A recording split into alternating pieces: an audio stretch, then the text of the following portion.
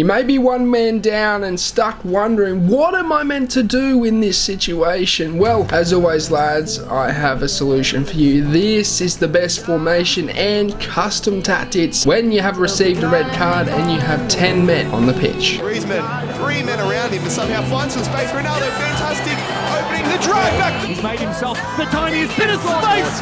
Almost feels like a bit of a time. Didn't really go for him. Oh! The display there is absolutely ridiculous. The Elastico on the goal line. On the goal line, the finest. We of talked about margins. Aussie Fifa. He's not here to make up the numbers. First up, the formation, probably the most important aspect in this tutorial today for you guys, and the reason being is because we need to focus on maintaining a balanced structure once we go down to 10 men. What I use when I go down to 10 men is the 3-5-2, and here is why. Let's say you've lost Fellaini. Fellaini is out. What you can do is place him up to striker or whoever has been red carded. You can then have 2 CDMs, a cam, a striker, 2 wingers and 3 centre backs. This not only allows you to have balance, but allows you to have a very solid and defensive formation, especially if you have your CDMs on stay back while attacking, which of course I'll be getting into in the next segment. So when you go down to 10 men, I highly recommend going to the 3-5-2. Moving into the custom tactics, it's actually quite a basic setup that I have when I go down to 10 men, but there is one aspect of my tactics which is very important, and I'll get into that in just a moment. Defensive style is set to balance. As I have stressed to you guys in previous custom tactics videos, it is important that I have my players set up in their defensive structure. If I have them set onto pressure after touch, after possession loss, constant pressure, or even drop back, I won't have them set in their formation and in their position, because they will be in different areas of the pitch on the basis of the AI's determination. The AI will determine where the players will sit in the defensive formation, which I don't want. I want to control my players when I am defending with right stick selection, with L1 selection, with second man press. And when you have it on other settings, this doesn't allow you to have 100% of control over your defense. Width is set on to 50, the formation, the 3 at the back. 3-5-2 is already wide enough, I don't need to go any wider. Depth I set, however, on to 60. This is important because I want them just a little bit more back so that I can cover myself, and remember, we are a man down, so we need a few more defenders back if we need be, but I still have it quite high, and that's because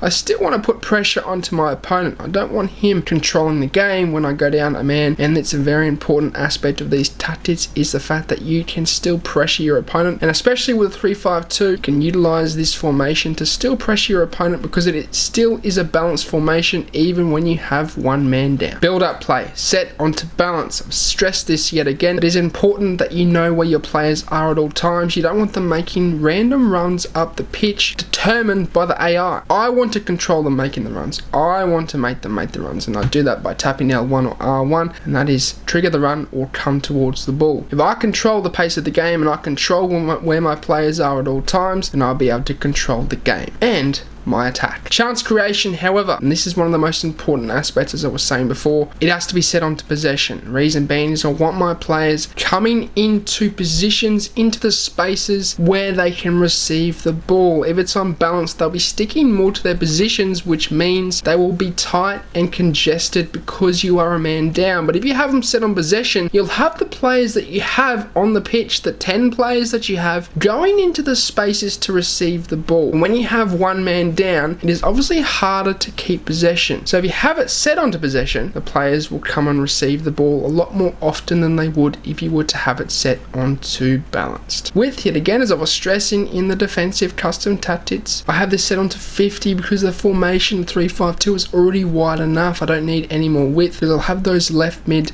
and right mid players dropping back in sort of like a 5 at the back formation, which will maintain the width anyway. Players in the box, I do drop this back to 5. This is important, lads. I don't want everyone pushing forward. Obviously we're a man down, so we are vulnerable to the counter attack if we have too many players going forward. So it's important that we have this set onto 5, we don't concede a goal, and then we build up the play slowly but efficiently to try and get that game killing goal. Corners I have set onto 2. I want this set on here because I want to have my players players set up for the overpowered corner technique. This is obviously something I've taught you on the channel before, but it's the overpowered corner where you pass it into the player sitting outside the 18-yard box to cross it in, back post to header it in. If you get this opportunity, you should utilize this tactic because this may just score you that goal, which will win you that game. Free kicks, on the other hand, I have set also onto 2. I usually have this set onto 4 with any other formation, but yet again, I want my players back enough so that they can break up the play if need be once I've lost the ball.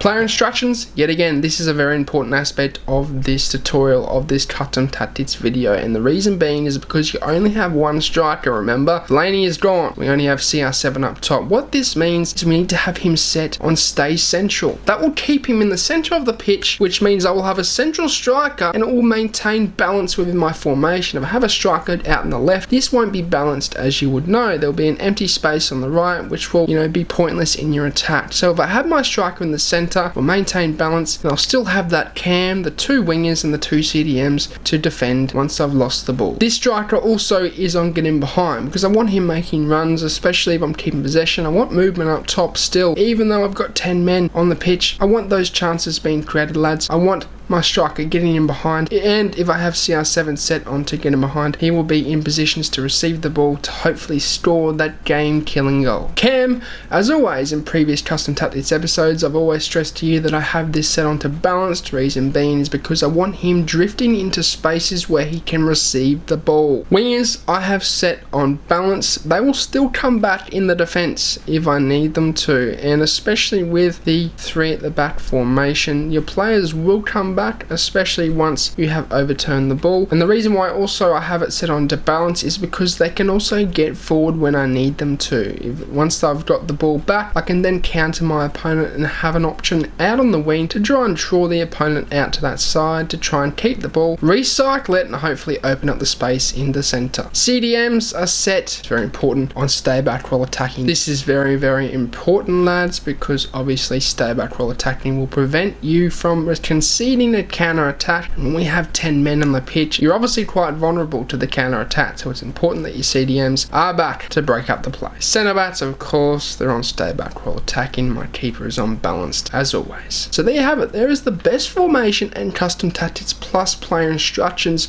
for winning a game when you have 10 men. This is something I always use if I unluckily enough get to have a player sent off, and I find this works the best because it's balanced, allows me to defend adequately but also attack when I need to. As always, I hope you guys enjoyed this video. If you liked it, drop a like and also subscribe to the channel, and if you haven't already, check me out on Instagram, TikTok and Twitter. I'm doing tutorials over there, lads, so go and check me out over there and keep in touch on those platforms. But as always, I hope you have a good day. I'm out. Sayonara. Au revoir, adios, salam, ciao, and goodbye.